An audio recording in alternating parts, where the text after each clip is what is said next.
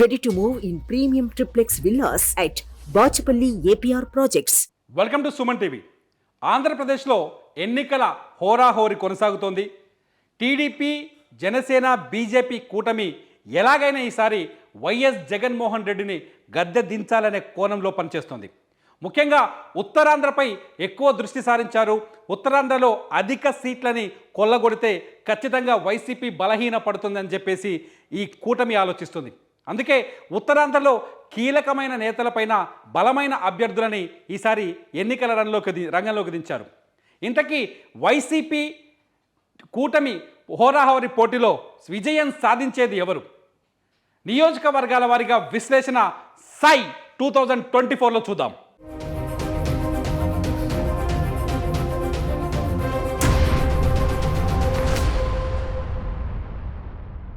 ఉత్తరాంధ్రలో ఇప్పుడు మనం కురుపాం నియోజకవర్గానికి వెళ్దాం. కురుపాం నియోజకవర్గం రాజరిక నేపథ్యం ఉన్న ప్రాంతం. ఇది పార్వతీపురం మన్యం జిల్లాలో ఉంది. ఇక్కడ ఇది ప్రస్తుతానికి ఎస్టీ నియోజకవర్గంగా ఉంది.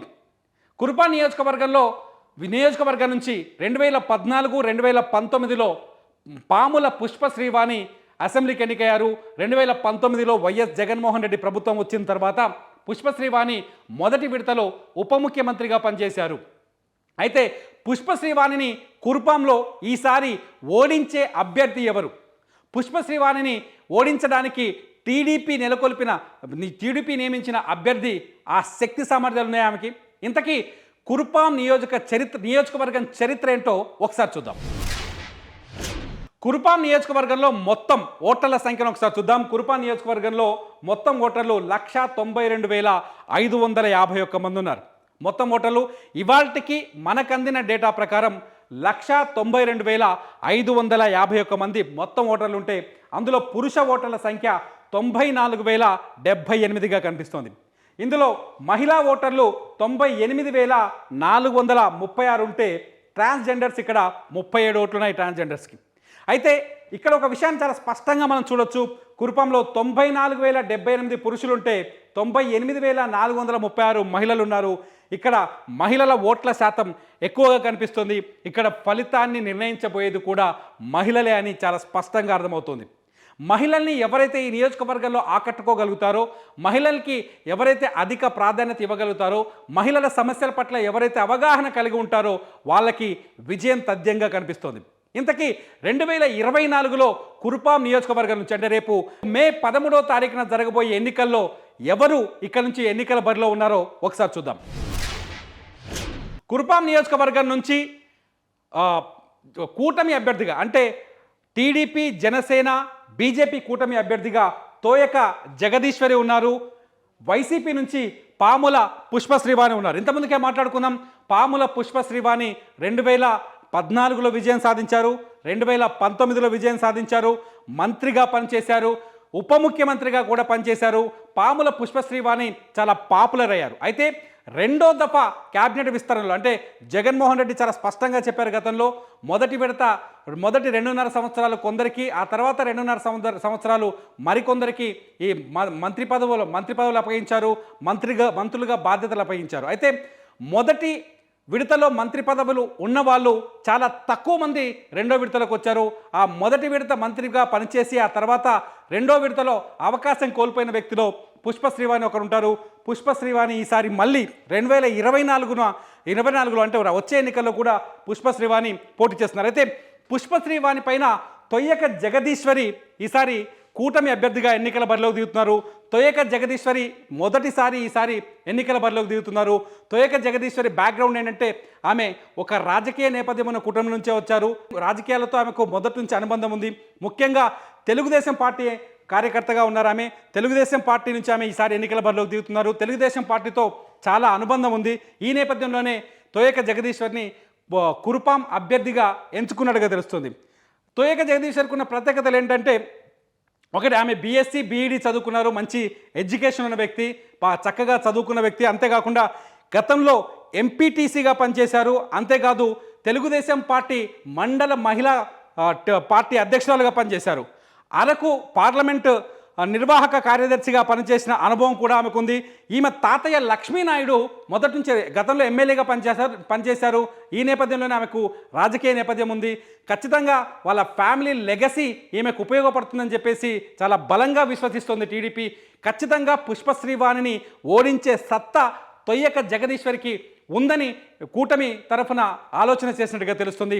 చూద్దాం 2024లో పుష్పశ్రీవాణిని తోయక జగదీశ్వరి ఓడిస్తారా లేదా అన్నది ఇప్పుడు ఇంట్రెస్టింగ్ పాయింట్. అయితే 2019లో కురుపాంలో ఎన్నికలు ఏ విధంగా జరిగాయి, ఎవరికి ఎన్ని ఓట్లు వచ్చాయి, పుష్పశ్రీవాణి గెలిచిన మెజారిటీ ఏంటి, ఈ వివరాలన్నీ ఇప్పుడు ఒకసారి చూద్దాం. 2019కి వస్తే ఒకసారి టీడీపీ ఒంటరిగా పోటీ చేసింది, జనసేన ఒంటరిగా పోటీ చేసింది, బీజేపీ కూడా ఒంటరిగానే ఉంది. తెలుగుదేశం పార్టీ నుంచి జనార్దన్ అనే వ్యక్తి ఎన్నికల బరిలో ఉన్నారు. ఆయన 47,925 ఓట్లతో ఆయన ఓడిపోయారు. కేవలం 47,925 ఓట్లు మాత్రమే వచ్చాయి. అయితే పాముల పుష్పశ్రీవాణి ఇక్కడ 74,527 ఓట్లు సాధించారు. మొత్తం ఓటింగ్ షేరింగ్లో 53% పైనే ఉంది ఆ ఓటింగ్ షేరింగ్.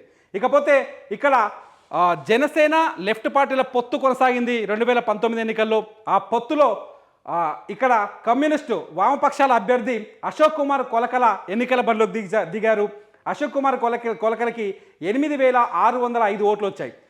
ఇక్కడ మొత్తం కౌంటింగ్ తర్వాత లాస్ట్ టైం పుష్పశ్రీవాణికి వచ్చిన మెజార్టీ 26,602 ఓట్లు. చాలా స్పష్టంగా ఉంది. ఈసారి పుష్పశ్రీవాణి అంత బలంగా ఉందా, మారిన రాజకీయ పరిణామాలు పుష్పశ్రీవాణికి అనుకూలంగా ఉన్నాయా, వ్యతిరేకంగా ఉన్నాయా అనేది ఆసక్తికరంగా మారింది. ఓటింగ్ పర్సంటేజ్ కూడా ఒకసారి చూద్దాం. గతంలో టీడీపీ అభ్యర్థికి 34.6% వస్తే వైసీపీ అభ్యర్థికి 53.7% వచ్చాయి. వామపక్షాలు జనసేన అభ్యర్థులకు 6% వచ్చాయి. ఇక్కడ పుష్పశ్రీవాణి 4.9% ఓట్ల మెజారిటీతో ఆమె విజయం సాధించారు. మరి ఈసారి పుష్పశ్రీవాణి విజయాన్ని సొంతం చేసుకుంటారా, లేకపోతే తొయ్యక జగదీశ్వరి చేతుల్లో ఓడిపోతారన్నది ఆసక్తికరంగా మారింది. ఇంతకీ కురుపాం నియోజకవర్గంలో విజేతలను నిర్ణయించే అంశాలేంటో మా ప్రతినిధి పద్మ అందిస్తారు. హాయ్ హలో నమస్తే, welcome to Suman TV. Parvathipuram Manyam జిల్లాలో ఒక నియోజకవర్గమైన కురుపాం నియోజకవర్గం గురించి ఈరోజు పొలిటికల్ అనాలిసిస్ మాట్లాడుకుందాం. కురుపాం నియోజకవర్గం ఒక మారుమూల ప్రాంతం అయినప్పటికీ కూడా దేశవ్యాప్తంగా ఎంతో ప్రఖ్యాతగాంచిన ప్రాంతంగా చెప్పుకోవచ్చు. కురుపాం నియోజకవర్గం నుంచి కురుపాం నియోజకవర్గంలో 5 మండలాలు అయితే ఉన్నాయి. కురుపాం, కొమరాడ, గరుగుబిల్లి, గుమ్మలక్ష్మీపురం, జియమ్మ వలస.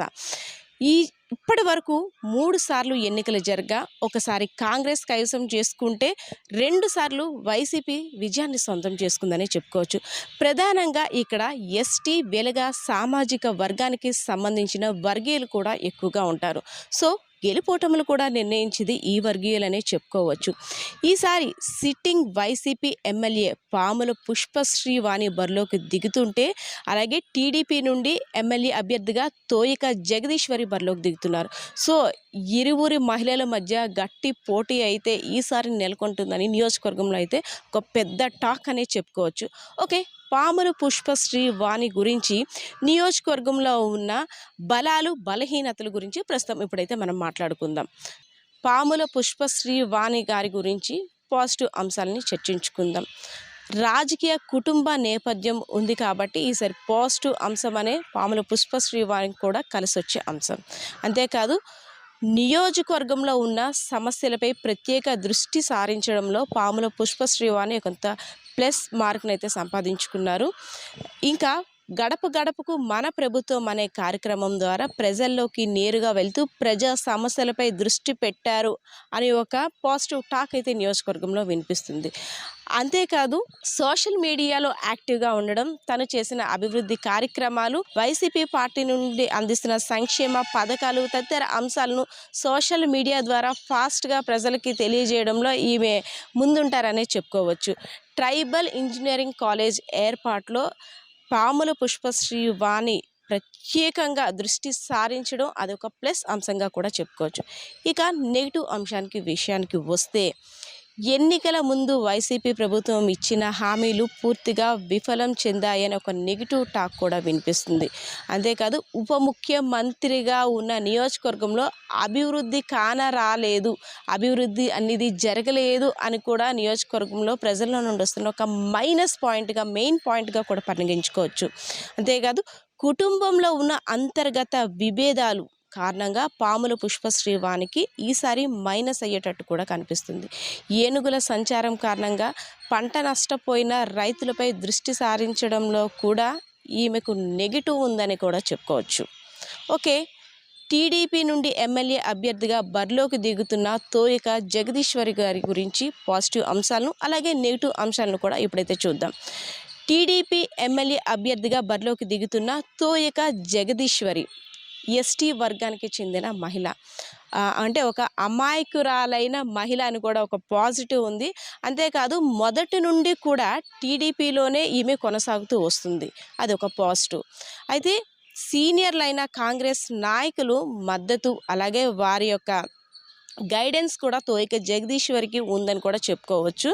అయితే ప్రజా సమస్యలపై గలం విప్పుతూ పార్టీకి సంబంధించిన కార్యక్రమాల్ని చేపట్టడంలో తోయక జగదీశ్వరి ముందుండడం నియోజకవర్గంలో ఈమెకైతే ఒక ప్లస్ పాయింట్ అని చెప్పుకోవచ్చు. ఇక నెగిటివ్ అంశానికి విషయంకి వస్తే తోయక జగదీశ్వరి వాయిస్ పవర్ లేదు, అలాగే ఆర్థికంగా బలంగా లేరు అనే ఒక నెగిటివ్ టాక్ కూడా ఉంది. సమస్యలపై గలం విప్పుతున్నప్పుడు కూడా దాన్ని ఏ విధంగా ప్రభుత్వం దృష్టికి తీసుకువెళ్లాలో కూడా దానిలో విఫలం చెందుతున్నారు అనే ఒక మైనస్ పాయింట్స్ అయితే మాత్రం ఆవిడ నుండి వినిపిస్తుంది. అటు అమాయకత్వం అనేది కాస్తంత పాజిటివ్ అయితే దాన్ని కూడా నెగిటివ్గా, అంటే అమాయకురాలైన మహిళ మా సమస్యలపై ఎలా గలం విప్పుతుందని ఒక మైనస్ కూడా వినిపిస్తుంది. సో ఓవరాల్గా కురుపాం నియోజకవర్గంలో ఉన్న అభ్యర్థుల యొక్క బలాలు బలహీనతలు అయితే ఇవే. అయితే పాముల పుష్పశ్రీ వాణి ఈసారి హ్యాట్రిక్ విజయం సాధిస్తాను, తప్పకుండా కురుపాం కోటలో పాగా వేస్తాను అనైతే ధీమా వ్యక్తం చేస్తే, టీడీపీ నుండి కోటలో పాగా వేసేది టీడీపీ అభ్యర్థి తోయక జగదీశ్వరి మాత్రమేనని టీడీపీ వర్గీయులు కూడా ఇక్కడ ధీమా వ్యక్తం చేస్తున్నారు. ఓవరాల్గా కురుపాం నియోజకవర్గంలో ఉన్న ప్రస్తుత పరిస్థితి అయితే ఇది. కెమెరా పర్సన్ శ్రీనివాస్తో పద్మ, సుమన్ టీవీ, విజయనగరం. సుమన్ టీవీలో మీ పర్సనల్ అండ్ బిజినెస్ ప్రమోషన్స్ కోసం కింది నెంబర్కి కాంటాక్ట్ చేయండి.